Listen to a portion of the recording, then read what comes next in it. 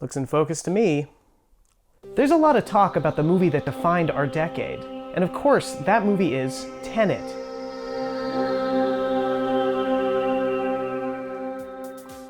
Though this comedy space flick is packed with Easter eggs and hilarious gags, I didn't really like it. But I have to give it props, because according to the Hollywood Handyman Helper's Guide, the entire movie was improvised. Now you may be saying, the entire movie was improvised? Well, here's something to chew on. Yes.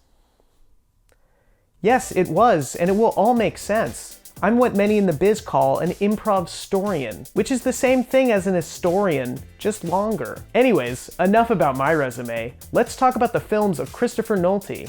Fresh off of the Joker's Batman, Christopher Nolte had the hottest ticket in town. A double feature to the Magic Castle, to check out the latest in close-up magic tricks. Well, it turns out Nolte hates magic, so he swapped the tickets with his dumbass cousin in exchange for a chance to see a taping of Saturday Night Live. Christie was blown away with the show and came up with a great idea. Let's turn it into a movie. After offering SNL producer Lordy Michaels $6 for the rights, Michaels spat in his face and said, "I'll never sell this movie, not now, not never." So Nolan wiped off the spit and vowed to get him back with a little movie of his own.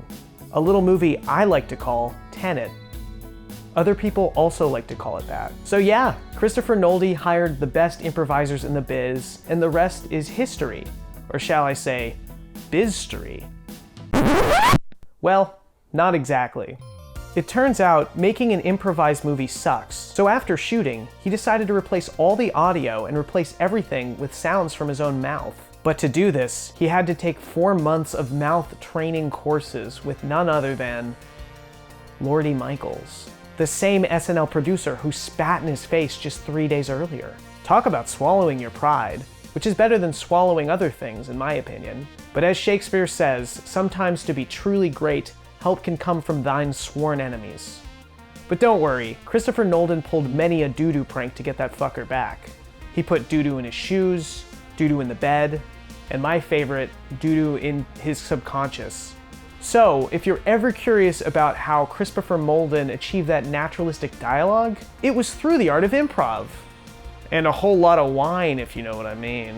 I'm Peter Levine, the guy who does movie essays on TV and on laptop. Thanks for watching. It feels so great to live in a time where we can just do what we love and talk about culture and, make a little bit of money, It's like my grandfather doesn't, he always wanted to do what I do. So I try not to forget that.